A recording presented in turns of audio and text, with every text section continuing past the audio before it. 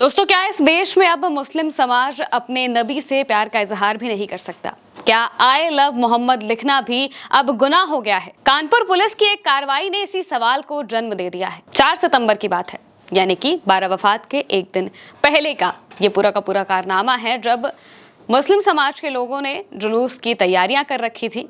I love Mohammad का एक बड़ा सा पोस्टर तैयार किया हुआ था। सब लोग बहुत खुशी में थे। अगले दिन 12 वफात का दिन था। इस दिन जुलूस वगैरह निकाले जाने थे, लेकिन आई लव मोहम्मद के पोस्टर को देखकर हिंदुत्ववादी संगठन इतने उग्र हो गए, इतने नाराज हो गए कि सीधे हंगामा करने लगे। पहुंचकर सबसे पहले इस पोस्टर को हटाने के लिए कहा और इसके बाद हंगामा शुरू कर दिया, तोड़फोड़ शुरू कर दी। और इसके बाद जब पुलिस पहुंचती है तो पुलिस मुस्लिम समाज के लोगों पर एफआईआर लिख देती है। करीब 20 से 25 लोगों पर एफआईआर दर्ज की जाती है, जो कि मुस्लिम समाज के होते हैं, और उन पर यह आरोप लगाया जाता है कि ये लोग सौहार्द बिगाड़ने की कोशिश कर रहे थे।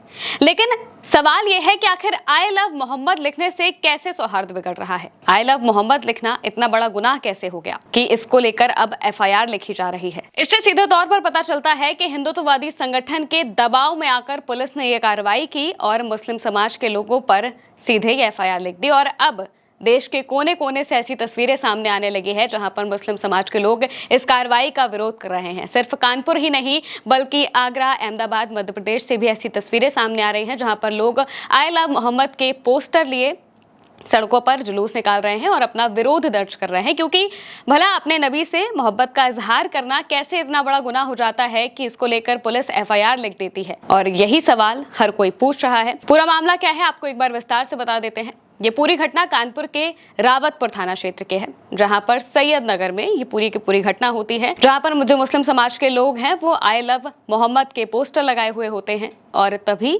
हिंदुत्ववादी संगठन पहुंच जाते हैं, हंगामा करने लगते हैं, तोड़फोड़ करने लगते हैं। लेकिन उल्टा उन लोगों पर कार्रवाई करने की बजाय जो पुलिस आती है वो पोस्टर भी हटवा देती है और उल्टा मुस्लिम समाज के लोगों पर कार्रवाई की जाती है। आरोप लगा दिया जाता है कि ये लोग सौहार्द बिगाड़ने की कोशिश कर रहे थे। पुलिस की तरफ से ऐसा कहा गया था कि ये पोस्टर की जो परंपरा है ये बिल्कुल नई परंपरा है, ऐसा पहले कभी नहीं हुआ है और ऐसा करना मतलब सौहार्द बिगाड़ने की कोशिश की जा रही है। अब भला पोस्टर निकालना, पोस्टर बनाना, ये सौहार्द बिगाड़ने की बात कैसे हो गई? ये सवाल हर कोई पूछना चाह रहा है। हर किसी के मन में यही बात है कि आखिर एक पोस्टर से कैसे सौहार्द बिगड़ रहा है, जिसमें ना ही कोई अपशब्द लिखे हैं, ना ही किसी दूसरे धर्म की भावनाओं को ठेस पहुंचाने वाली चीजें लिखी हैं।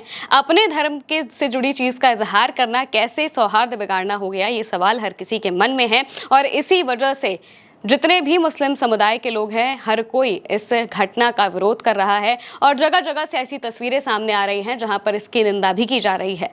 मुस्लिम समाज के बड़े से बड़े मुफ्ती से लेकर जो आम लोग हैं, हर कोई इस बात को कह रहा है कि भला अब इस देश में ये क्या हो रहा है कि एक पर्टिकुलर जो संगठन है उसके दबाव में आकर पुलिस इस तरह की कार्रवाई कर रही है, एक तरफा कार्रवाई कर रही है। जो लोग तोड़फोड़ करते हैं उन पर कोई भी कार्रवाई नहीं होती है। एफआईआर में किसी भी हिंदुत्ववादी संगठन से जुड़े लोग का नाम नहीं था, सिर्फ और सिर्फ मुस्लिम समुदाय से आने वाले लोगों का नाम दर्ज किया गया और उन पर एफआईआर लिखी गई। इसको लेकर और क्या कुछ जानकारी सामने आ रही है हम आपको बता देते हैं। ये पूरी घटना जब से सामने आई है तब से कानपुर के अलावा भी अलग अलग जगहों पर जो मुस्लिम समुदाय के लोग हैं वो विरोध कर रहे हैं। कानपुर के शारदा नगर में भी इसको लेकर एक जुलूस निकाला गया, जिसमें प्रदर्शनकारियों के हाथों में पोस्टर, तख्तियां थी और जिसमें लिखा हुआ था आई लव मोहम्मद।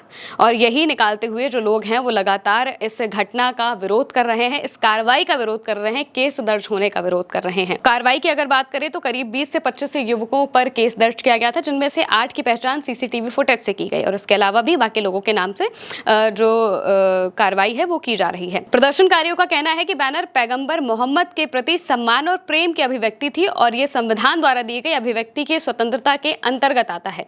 स्थानीय मुस्लिम संगठनों के नेतृत्व में निकाले गए इस जुलूस में महिलाएं और युवा भी शामिल रहे। पोस्टरों पर लिखा था आई लव मोहम्मद, हमारा अधिकार, हमारा संदेश। और इसी के साथ जो विरोध प्रदर्शन है वो लगातार किया जा रहा है और ये विरोध प्रदर्शन सिर्फ एक जगह पर ही नहीं बल्कि कई जगहों पर किया जा रहा है और इस बात को जताया जा रहा है कि आप हमसे हमारा अधिकार नहीं छीन सकते। हमारे जो धर्म है उसे निभाने का, उसकी चीज़ों को फॉलो करने का अधिकार आप हमसे बिल्कुल भी नहीं छीन सकते हैं।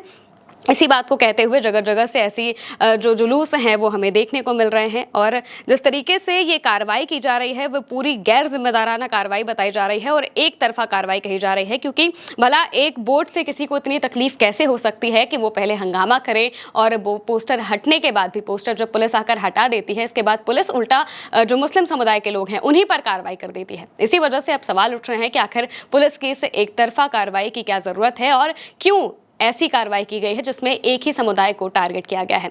पुलिस की तरफ से बहुत ज़्यादा बयान सामने नहीं आए हैं इस पूरे मामले पर।